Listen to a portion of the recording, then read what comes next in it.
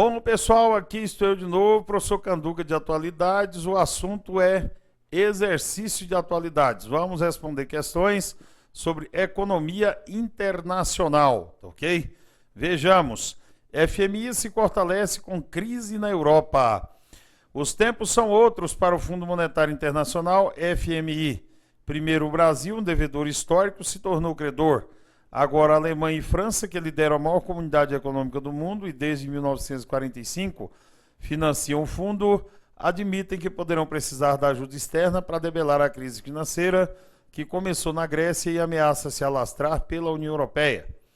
Sobre a crise que assolou o mundo em 2008 e que ainda repercute na atualidade, julgue os itens. Questão 21.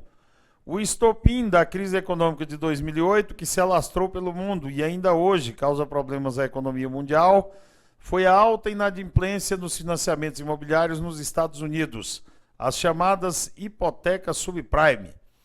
Verdadeiro, galera, tá ok? Realmente foi o calote dessas hipotecas que tinham sido usadas para lastrear títulos lançados pelos bancos nos mercados, que acabaram gerando o efeito cascata, provocaram a quebradeira de bancos e mergulhou o mundo na pior crise capitalista desde a quebra da Bolsa de Nova York em 29, ok? Verdadeiro. Vamos para a questão número 2. Bom, questão número 2, não, 22. Uma novidade em relação à atual crise reside no fato que os países desenvolvidos têm sido os mais afetados. Num passado recente, eram os países pobres e emergentes que sentiam mais fortemente o impacto dessas crises periódicas do sistema capitalista. Bom, é verdade, galera, tá ok? Então, essa crise ela foi diferente de todas as demais. Antigamente, quando tinha uma crise, tá ok? Quando havia uma crise, eram os ricos que se saíam bem e os países pobres ficavam desesperados. Dessa vez, o epicentro da crise foi os ricos, e o FMI teve que correr atrás, inclusive, dos países emergentes, tá bom? Questão número 23. O G7, que durante décadas ditou o destino da economia mundial, ante a gravidade da crise que se abateu... Perdão. Slide aqui, por favor. O G7, que durante décadas ditou o destino da economia mundial, ante a gravidade da crise que se abateu sobre a economia global, em 2008, teve que se render e pedir ajuda aos emergentes, fortalecendo o G20 financeiro, que praticamente passou a dar as cartas no jogo da economia mundial.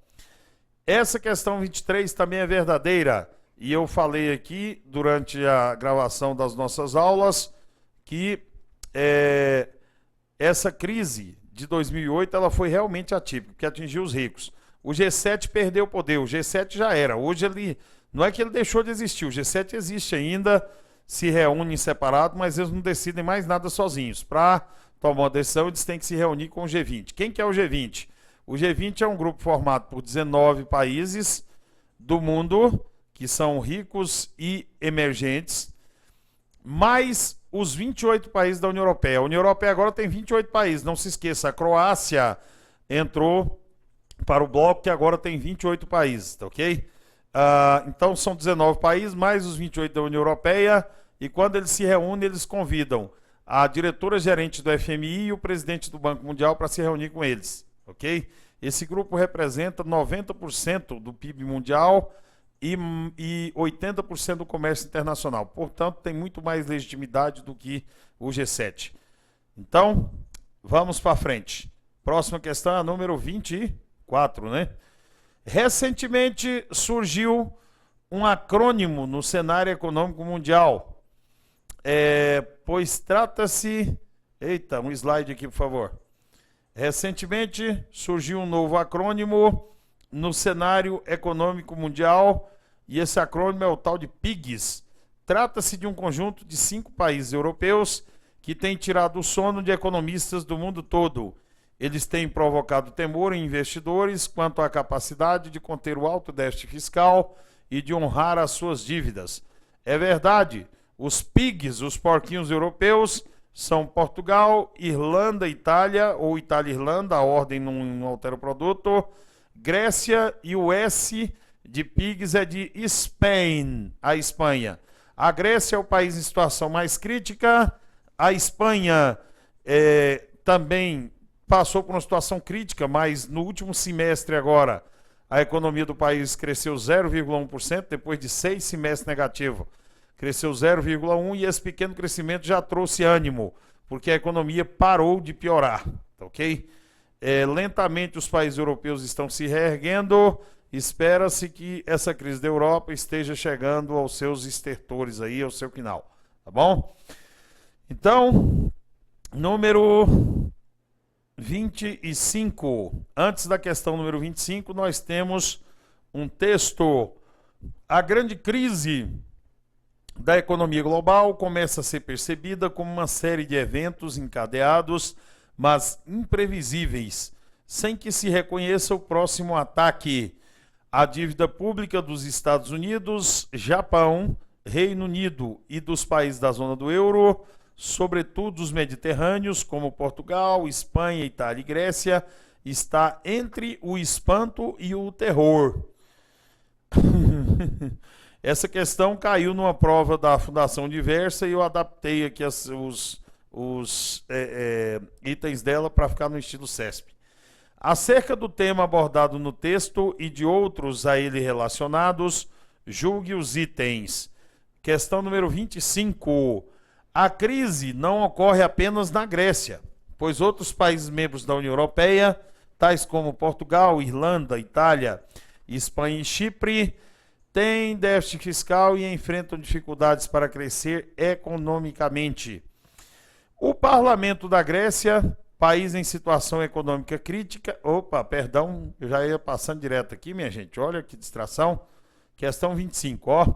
A crise não ocorre apenas na Grécia, pois outros países membros da União Europeia, tais como Portugal, Irlanda, Itália, Espanha e Chipre, têm déficits fiscais e enfrentam dificuldades para crescer economicamente. Verdadeiro, olha aqui. Esse tal de Chipre aqui, ó, poderia colocar muita gente fora de jogo e faria errar essa questão. Porque os PIGs são Portugal, Irlanda, Itália, Espanha e a Grécia. Mas, apesar de não entrar na sigla PIGs, o Chipre teve que pedir 10 bilhões de dólares emprestados para o Fundo de Resgate Europeu e ele também é um dos porquinhos que está nesse chiqueiro chafurdado na lama da economia, assim como os outros PIGs ali. Ele só não aparece na sigla, mas o Chipre também é um desses países com grande dificuldade, é uma ilhinha pequenininha que teve que tomar um empréstimo monstruoso para o tamanho da economia do país. Questão verdadeira e difícil essa questão. 26. O Parlamento da Grécia, país em situação econômica crítica, aprovou medidas rigorosas de cortes. O Parlamento da Grécia, país em situação econômica crítica, aprovou medidas rigorosas de cortes nas despesas governamentais do país, o que tem provocado protestos constantes no país. É verdade, galera. Câmera aqui, por favor.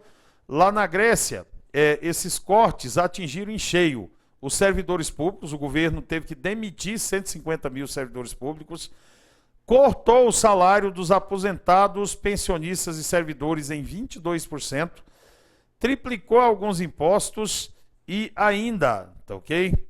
E ainda está adotando políticas de corte de gastos públicos, o que fez o emprego subir para 26% da população em geral e para mais de 50% entre os jovens.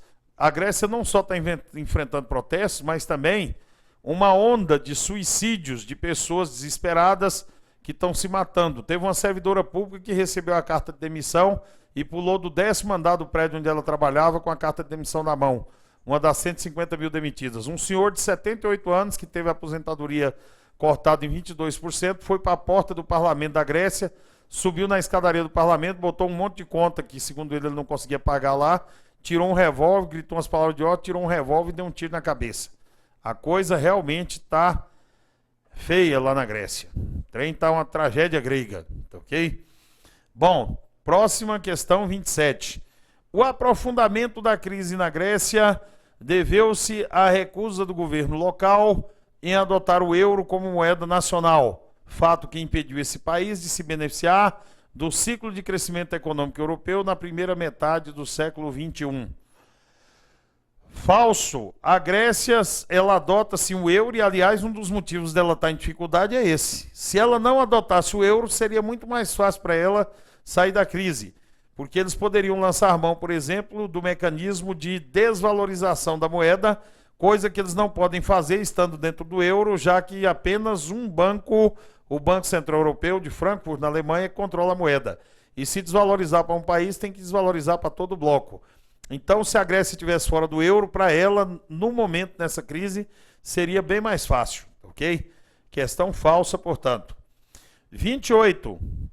Um fato que ilustra adequadamente o bom momento, porque passa a nossa... um fato que ilustra adequadamente o bom momento da nossa economia é a participação do Brasil no grupo de países que são atualmente credores do FMI. É verdade. Apesar de nós brasileiros reclamarmos da economia, nós estamos vivendo pleno emprego, temos 380 bilhões de dólares em reserva e parte dessas nossas reservas estão emprestadas para o FMI. O FMI deve 15 bilhões ao Brasil. O companheiro Lula, quando chegou da reunião em Londres, que o Obama chamou ele de o cara e ainda emprestou 15 bilhões para o FMI, chegou aqui que mal cabia dentro do paletó de tão feliz, dizendo que agora o Brasil era chique, companheiros e companheira. Agora nós fomos um país chique, companheiro. Nós emprestamos dinheiro para a FMI. Ok? Bom, questão 29. Mesmo com a grave crise que assola os países da Europa, nesse continente predominam países que possuem PIB maior que o do Brasil. Cara, eu adorei essa questão. Achei ela extremamente inteligente. Ó, mesmo com a grave crise que assola os países da Europa, nesse continente predominam países que possuem PIB maior que o Brasil. A gente dá uma vontade de marcar verdadeiro, mas a questão é falsa. Porque PIB é a somatória das riquezas que o país produz ao longo de um ano. O PIB do Brasil hoje é o 7º maior do mundo. Nós chegamos a ser o 6º. Chegamos em 2012 a passar na frente do Reino Unido e ser o 6º maior PIB. Como no ano passado nós crescemos só 0,9, o Reino Unido voltou a ser o 6º maior PIB do mundo, nós passamos a ser o 7º. Voltamos a ser a 7ª economia mundial. Então, claro que não predominam na Europa países com PIB maior que o nosso. Os 7 maiores PIBs do mundo atualmente, pela ordem, são Estados Unidos em primeiro, China em segundo, Japão em terceiro, Alemanha em quarto, França em quinto, Reino Unido em sexto e Brasil em sétimo. Logicamente que então não predominam países com PIB maior que o nosso na Europa. Mas que dá uma vontade de falar que é verdade, dá. Questão número 30. Analisando-se a relação entre economia e população, o Brasil encontra-se também numa situação privilegiada. O PIB per capita nacional está colocado entre os 8 maiores do mundo. Aí agora o bicho pegou, porque agora é falso. De novo, PIB per capita é a renda per capita, é o PIB dividido pelo número de habitantes. Em termos de renda per capita, o Brasil com certeza não está entre os 8 maiores do mundo, porque o país é um país muito populoso e que não tem um PIB tão grande assim. Quando a população é muito grande, pessoal, você pode ter um PIB enorme, mas é para dividir. O PIB nosso é para dividir por 195 milhões de brasileiros, tá ok? 195 milhões, segundo o último censo do IBGE. E aí nossa renda per capita vai para baixo. Agora, então, essa questão aqui é falsa. Está vendo como é que você tem que usar raciocínio lógico? O CESP usa raciocínio lógico misturado com atualidades. O aluno que é bom em raciocínio lógico se sai bem nas provas do CESP. O aluno que é bom em texto, ele também sai muito bem nas provas de atualidades, que isso aqui é só raciocínio lógico. Ó. Na Europa não predominam PIBs maiores do que o do Brasil, porque nosso PIB é o 7º maior do mundo. Agora, renda per capita, com certeza, na Europa predomina maior do que a nossa aqui. Ok? Eita, questãozinha boa. 31. O Reino Unido é mencionado separadamente dos países da zona do euro pelo fato de não integrar a União Europeia e, portanto, não usar o euro como moeda oficial. Falso. Realmente, o Reino Unido não adotou o euro como moeda oficial. Dos 28 países da União Europeia, atualmente apenas 17 deles adotam o euro. Ser da União Europeia não obriga o país a adotar o euro como moeda. Não só o Reino Unido, mas a Suécia, a Dinamarca e uma penca de outros países não adotaram o euro. Então, o Reino Unido é da União Europeia, só não é da zona do euro, que é composta de 17 países, tá bom? O último país a adotar o euro foi a Estônia, um país do Báltico, uma das repúblicas bálticas. Bom, 32. A presente crise europeia deixa claro não haver futuro para blocos econômicos regionais ou continentais no atual estágio da globalização. Falsa, né, pessoal? Não dá para afirmar que os blocos econômicos não têm mais futuro depois que houve essa crise mundial. Logicamente que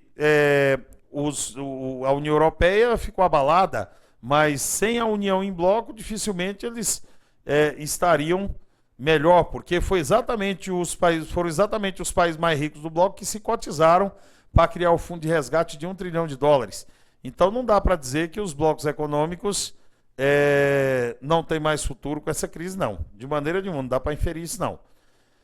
33. A globalização pode ser definida fundamentalmente como a transnacionalização de mercados de insumos, produção, capitais, finanças e consumo, enfatizando uma relação dialética entre o global e o local, de tal modo que as relações sociais locais passam a ser definidas por eventos e atores que operam no âmbito global. Rapaz, que definição chique, chega a ser poética. Resta saber se é verdadeira. E é verdadeira.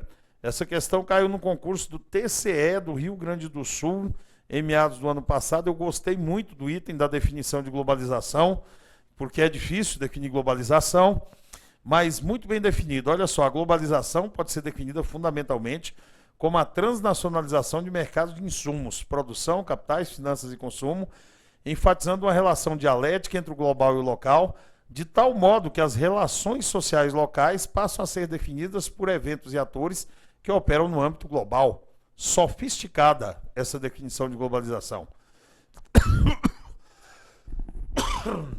Toma uma aguinha aqui, mesmo.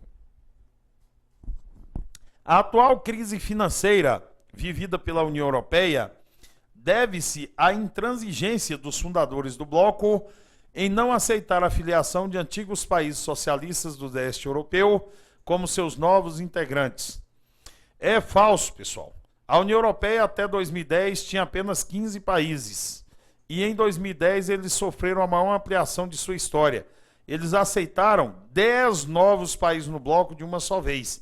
E desses 10 países que entraram, 6 eram ex-países comunistas, ok? Entraram no bloco os países do Pacto de Visegrad, que era a Polônia, a Hungria, a República Tcheca e a Eslováquia. Entraram também a Eslovênia,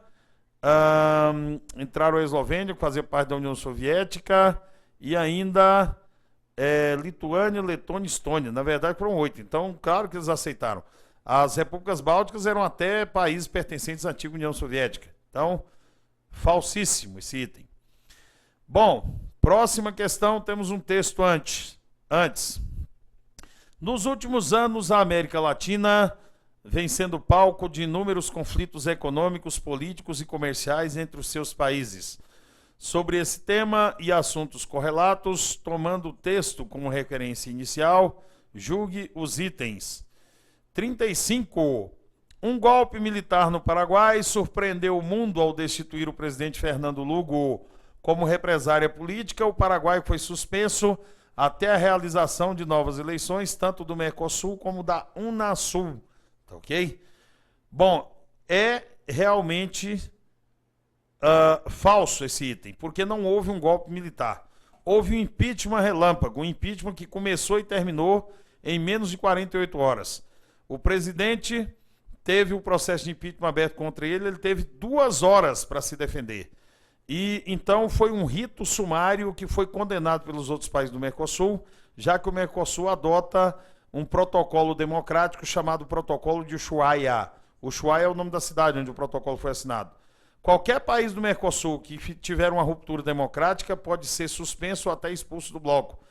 E esse impeachment relâmpago, sem dar direito à ampla defesa ao Fernando Lugo foi uma dessas rupturas consideradas pelos países do bloco. E com isso, o Paraguai foi suspenso e, detalhe, não retornou ainda aos quadros do Mercosul, embora um novo presidente já tenha sido eleito no país.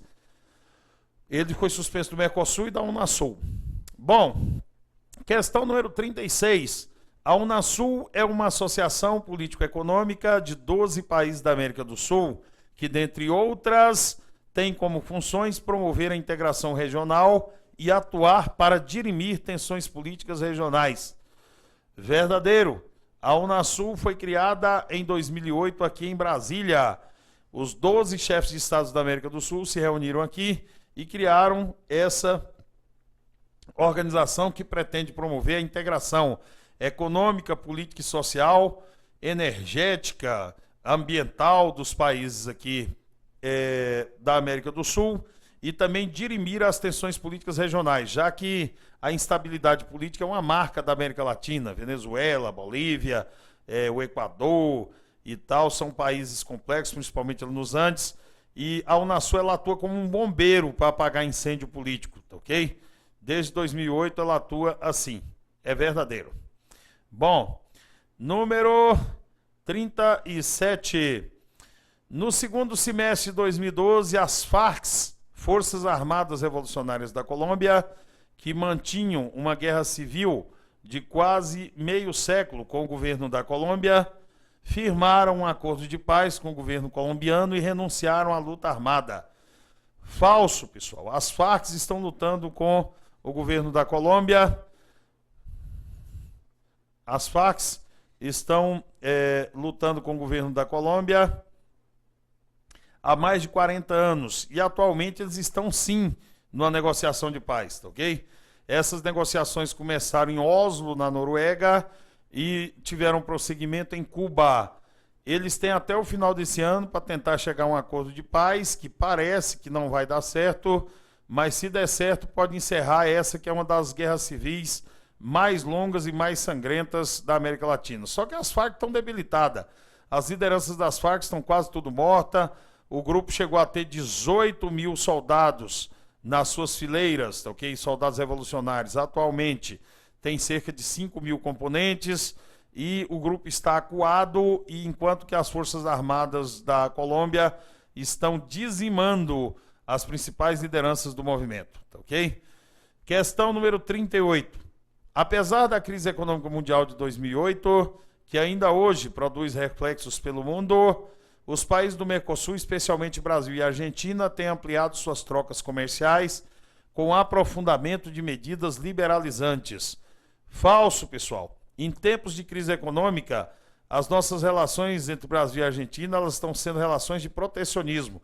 A Argentina está dificultando a entrada de mais de 1.000 produtos brasileiros que eram exportados normalmente para lá antes da crise. E o Brasil está usando o seu direito de reciprocidade e dificultando também a entrada de produtos argentinos aqui. Algumas exportações, como calçados e roupas, estão sendo prejudicadas porque demoram mais de 3 meses entre o pedido e a chegada do produto lá na Argentina devido aos entraves burocráticos. Eu estava vendo o empresário dono da Azaleia, falando lá em Porto Alegre esses dias, que ele produz os sapatos por estação, outono, inverno. Não adianta ele mandar, porque chega depois da data. Estava com 2 milhões de pares, ele disse que reduziu em 2 milhões de pares o envio de sapato para a Argentina. Então, em tempo de crise, ninguém é liberal, não. Liberalismo, essa coisa, vamos abrir os mercados, só é bom em tempo de fartura. Em tempo de vaca magra, meu amigo, vale aquele ditado: farinha pouca, meu pirão primeiro. Ok? Vamos preservar meu emprego, minha indústria e tal. Bom, vamos então para a questão 39, e aí temos um texto. É um texto sobre a China. China, a nova locomotiva global. Texto da agência Carta Maior. Com a crise de 2008, os países ricos perderam o posto de locomotiva. Os países em desenvolvimento já geram mais da metade das riquezas mundiais e devem manter a liderança por algum tempo. Os Estados Unidos vivem uma semi-estagnação. Na Europa, a situação é mais grave, com risco de colapso financeiro. Maquinista da nova locomotiva, a China será decisiva em 2012 e merece a atenção do Brasil. Bom, tomando o texto como referência inicial, julgue os itens a seguir. Questão 39. Desde a década de 1980, quando o líder chinês Deng Xiaoping anunciou que enriquecer é glorioso, a China abriu-se política e economicamente ao resto do mundo. Desde então, a economia do país não para de crescer. Falso. Por que é falso? Porque diz que a China se abriu, pessoal. Aqui diz que a China... Deixa eu pegar aqui minha canetinha. Araram, cadê minha canetinha? Eita, rapaz. Opções de ponteiro, caneta hidrográfica. Bom, a China se abriu política e economicamente. Pessoal, sempre que cai sobre China em prova, o povo fala que teve abertura política na China. Não teve, não. Continua partido único, democracia continua sendo algo extremamente proibido no país. É um partido e esse partido é controlado com mão de ferro pelo governo, ok? Questão número 40. Os chineses dizem adotar o chamado socialismo de mercado, que eles definem como um regime que é comunista de partido único e dois sistemas, socialista e capitalista. Aí sim, aí é verdadeiro. Os chineses dizem adotar o chamado socialismo de mercado. O que é isso? É um regime que é o comunista de partido único, só existe um partido lá, é o PCC, Partido Comunista Chinês, não é o do Marcola, viu, gente? Partido Comunista Chinês. E dois sistemas, tem um sistema econômico socialista e o sistema capitalista no país. Questão 41. As ZEEs, as Zonas Econômicas Especiais Chinesas, localizam-se no interior do país, onde a prática capitalista atrai investimentos estrangeiros da ordem de 150 bilhões de dólares por ano. Falso. Realmente as zonas econômicas especiais, elas estão localizadas na China, mas no litoral e não no interior. O que eles chamam de um regime dois sistemas, os dois sistemas é assim, ó. No litoral a China é capitalista, é onde ficam as ZEEs, sendo que Xangai, a cidade de Xangai, é a principal zona econômica especial do país, ok?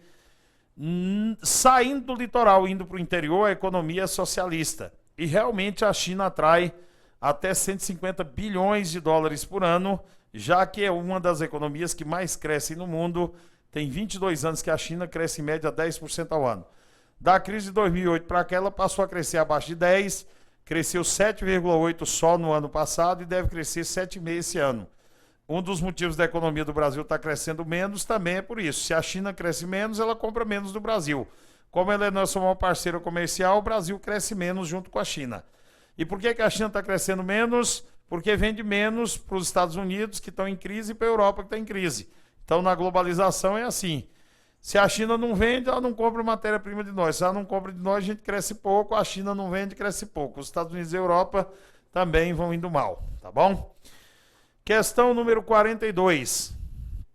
A China vem sendo pressionada pelos demais países do mundo a valorizar a sua moeda, o Yuan, que é mantida artificialmente desvalorizada em relação ao dólar, para favorecer as exportações chinesas. Verdadeiro. A China tem sido pressionada pelos Estados Unidos e até pelos seus parceiros de bloco, porque eles mantêm o Yuan, a moeda deles, artificialmente desvalorizada. Com isso, a China exporta mais. Bom, tio Canduca, mas moeda artificialmente desvalorizada não gera inflação? Geraria se fosse uma economia totalmente de mercado. Mas como a economia chinesa ela é uma economia meio que controlada, eles controlam os preços, tá bom? Eles controlam os preços e com isso eles mantêm a inflação sob controle. Então, é verdade. Há uma pressão, inclusive, do Brasil para que a China mude o seu sistema, tá ok? Pessoal, encerraremos este bloco aqui, tá ok? Encerraremos esse bloco aqui. No próximo bloco a gente continua e o assunto será ecologia e desenvolvimento, tá bom? Um abraço a todos.